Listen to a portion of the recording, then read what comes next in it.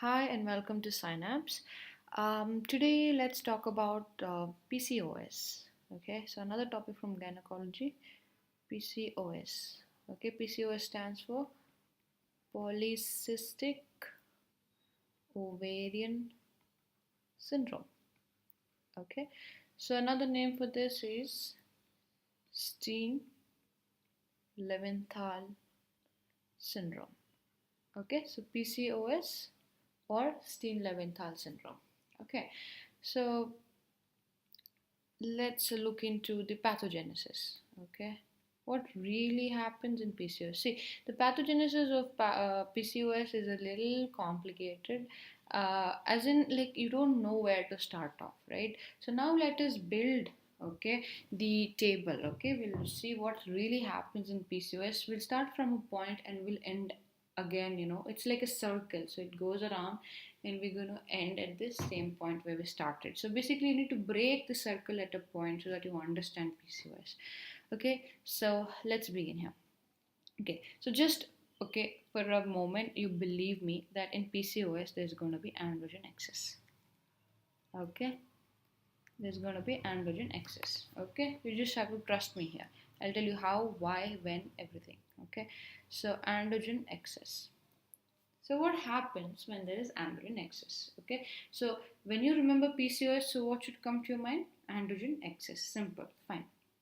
Now, in our body, androgens they are converted into estrogen by this enzyme called as the aromatase.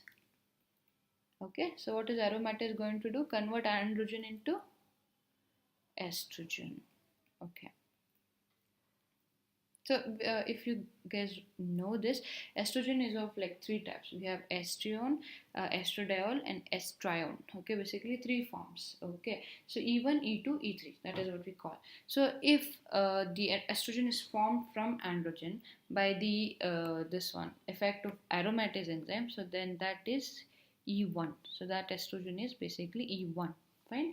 Normally in our body, what happens? We have maximum concentration of E2. That is the physiologically active form, and that is what is produced by the granulosa cells. So normally E2 to E1 ratio is going to be 2:1. So what happens here? E1 is increasing. So as a result here, the ratio will be reversed. So now here E2 to E1 ratio will become how much?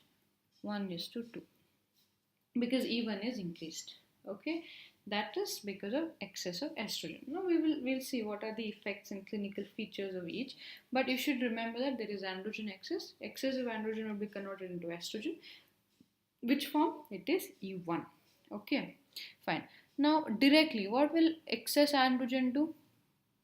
It is going to have it's going to produce hirsutism. What is hirsutism? It is increase in the growth of hair, basically androgen dependent hair.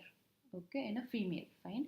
So basically it will be like a male pattern of sexual hair growth in a female. Okay, that is called as hirsutism.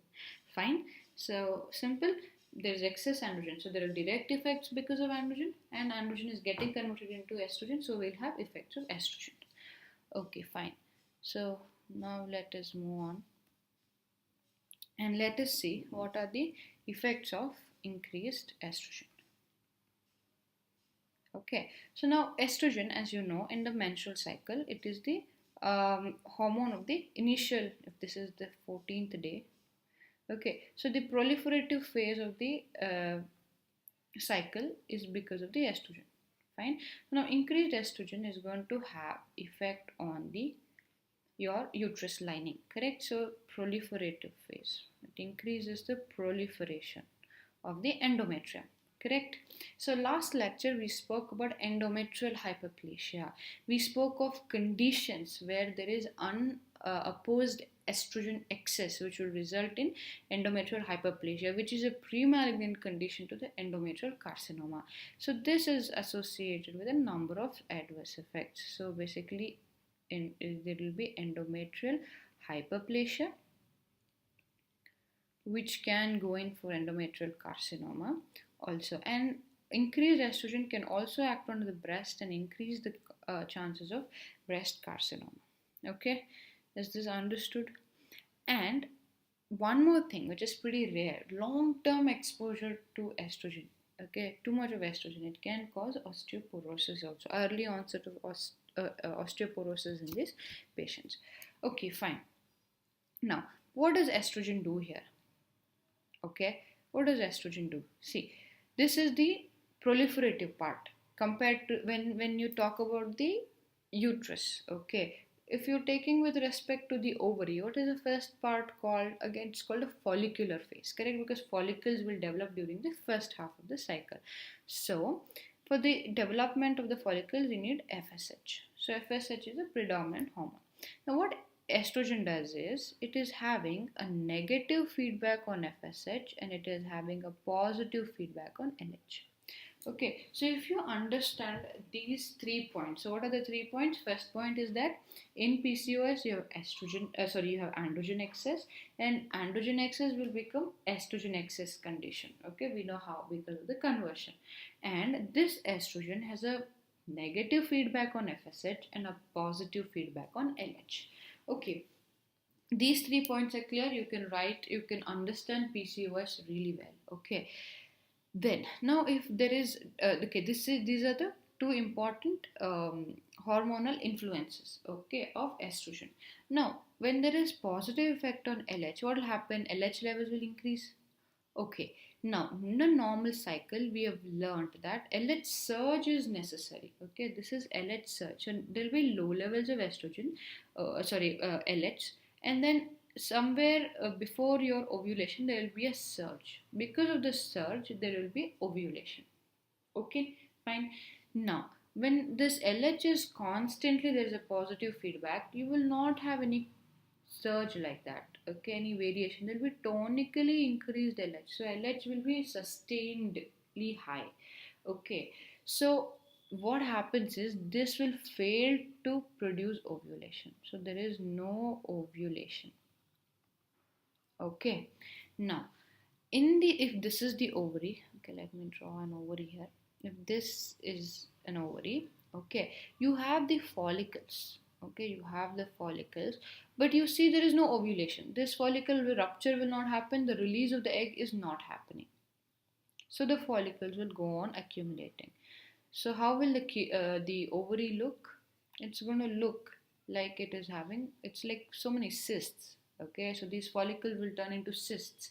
Accumulation of fluid and all takes place. So that is why this is basically your polycystic ovary. Hence the name polycystic ovarian syndrome. Okay, and it also, it's an ultrasound finding. This looks like necklace. Okay, this is called, also called as necklace pattern. Okay, it's called necklace pattern. Okay, because purely because of the arrangement of the follicles towards the periphery. Okay, so that is why this is called polycystic ovary. Fine, so we got to know what is exactly happening here, because of there is basically no ovulation. Now see, when there is no ovulation, fine, what is there? Is there formation of corpus luteum? There is no corpus luteum. Fine, no corpus luteum, then no progesterone. So progesterone is absent. Fine. Okay. Now let's talk about menstrual cycles in these females. Okay. So what happens normally is the first half of the cycle we have estrogen. So there will be growth. Okay, this is growth of the endometrium. Okay, and second half we have the progesterone. Progesterone helps in maintaining the endometrium. Okay, and there will be secretion of the endometrium. Now in the end, when the progesterone levels fall, there will be shedding. Okay, this is what is normally happening. Let's see what happens in PCOS. In PCOS we have excessive amount of estrogen, so there will be proliferation, proliferation, proliferation, and proliferation. Okay, too much estrogen, and there is no progesterone. Okay, so the secretory phase is not happening, it will just go on growing. Okay, it will just go on growing like this. Now there is a capacity to which your normal vascular supply can support. Okay, so the vascular supply can support your endometrium to some extent. Okay, if there is excessive proliferation, it definitely can't. Beyond a limit, what happens? There will be no blood supply, and this will again go in for shedding. Now, is this regular shedding or irregular shedding? It will just grow up to a point and then it will shed. So it is irregular. So hence the patient here will have metromenoregia. Okay, irregular and excessive bleeding. Okay, I'll rather call it irregular excessive bleeding will happen in these patients. Okay, and some, okay, so basically initially there could be amenorrhea also, right? Okay, fine, amenorrhea, because this one proliferation is happening, just proliferation happening, there's no shedding. So after excessive proliferation there will be shedding. So clinical features include amenorrhea, metromenoregia, okay, things like that. And we've also said that there is no ovulation. So no ovulation meaning the lady will not conceive, so it will lead to infertility. Okay, infertility. So these are all the features of PCOS. Now let us go and check into the diagnosis part. So basically, to diagnose this, you need to have there's a certain criteria. Okay, so that we're going to use. So that criteria is popularly called as a Rotterdam criteria. Okay, it's called a Rotterdam criteria. Now what happens here is they've given three criteria. Okay, three things. Okay, if two out of the three are present, that means you can make a diagnosis of PCOS in the lady. Okay, so what are the three things? First thing they say is androgen excess. Okay, basically increased androgen levels. It could either be clinical or it could be biochemical. What is this clinical? Androgen excess will come as hirsutism. So you have evidence of hirsutism, or biochemically you measure the levels of testosterone. Okay, and then you're going to see that elevated levels of androgens are seen. So even though we say it is excessive amount of androgen, okay, it will never exceed 200. Okay, the number, okay, the quantity will never usually exceed 200. Okay, so that is something to be remembered. And second point, okay, first is the androgen levels. Next is ovulatory dysfunction. Okay, ovulatory dysfunction. What does this mean? Okay, basically your features like amenorrhea. Basically your ovulation is not happening, right? So amenorrhea, metrorrhagia, okay, things like this, fine, infertility. So these are all the features. Third one is your USG finding. USG finding. So what did we learn? We saw that there are follicles. Now there is a criteria for that also. If you just see one or two follicles, you can't say it is polycystic. Okay, it should be more than equal to 12 follicles. Each of the follicle size should be between 2 to 9 mm. So basically not more than 10 mm. And volume of individual ovary. Okay, volume of individual ovary should be more than 10 cc. Okay, only then you can call the ovary as polycystic. So remember, more than equal to 12 follicles, size between 2 to 9 mm, and volume of single ovary more than 10 cc's. Okay, so then that means your Rotterdam criteria is fulfilled and you can make the diagnosis of PCOS. Now additional features, okay, additional clinical features. So normally PCOS females will be obese.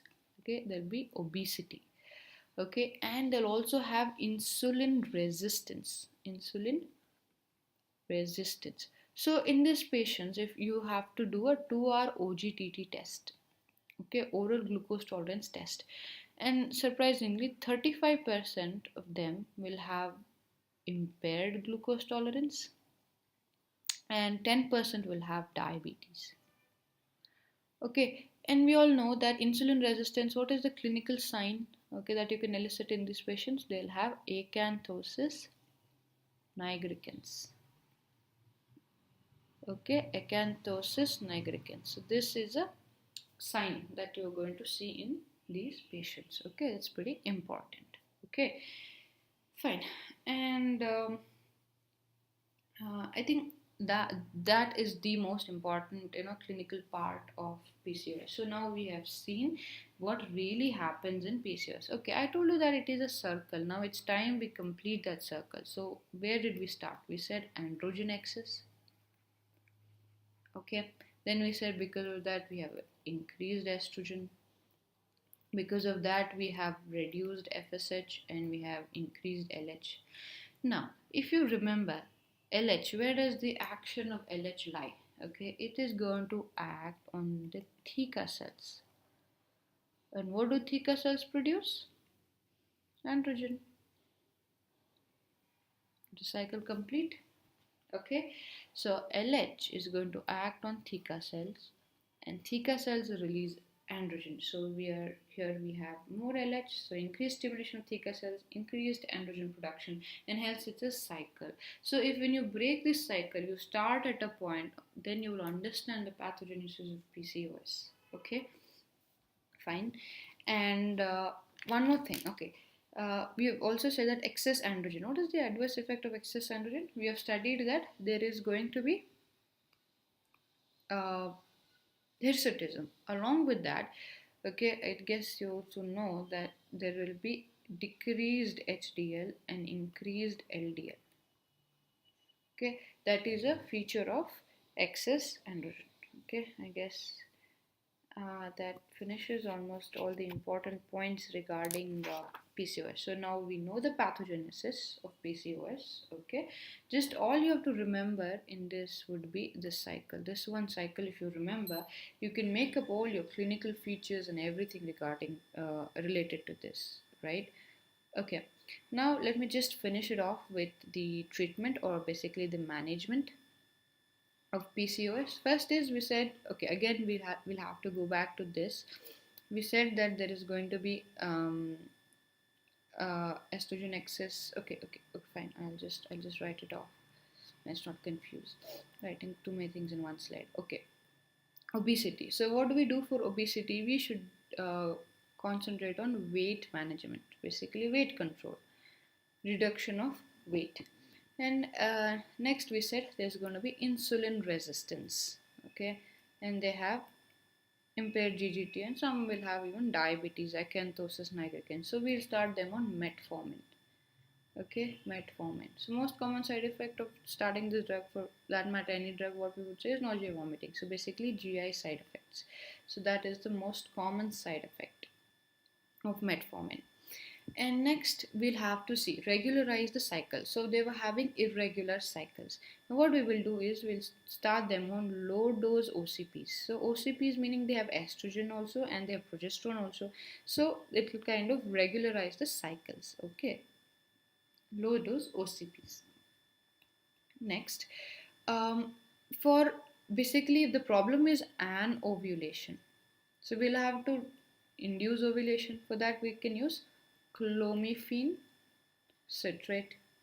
Okay, and we can induce ovulation in these patients if their concern is basically anovulation and which will lead on to infertility. Then we can use the drug clomiphene citrate. Again, for hirsutism and androgenic excess features, here again we will give them OCPs. Okay, for this we'll have to give higher generation OCPs, like fourth generation, because the progesterone that we use in the fourth generation OCPs will have least androgenic effect. Okay, so those progesterones include desogestrel and gestrinone, okay, and norgestrin. Okay, so these are the progesterones, high generation progesterones that can be used because they are the ones with least androgenic activity. Okay, so basically the management of PCOS is symptomatic. You have obesity, weight management, insulin resistance, start the patient metformin to regularize the cycles. Okay, and to this one basically counteract amenorrhea, we are going to start OCPs. If there is anovulation, the lady's complaint is infertility, and then we start them on ovulation inducing drugs like clomiphene citrate. And for hirsutism, again our OCPs will work, but then okay, you will have to start the fourth generation progesterones in these patients. Okay, Fine. So I guess that's pretty much it. We've covered all the important points regarding PCOS. Okay. Thank you.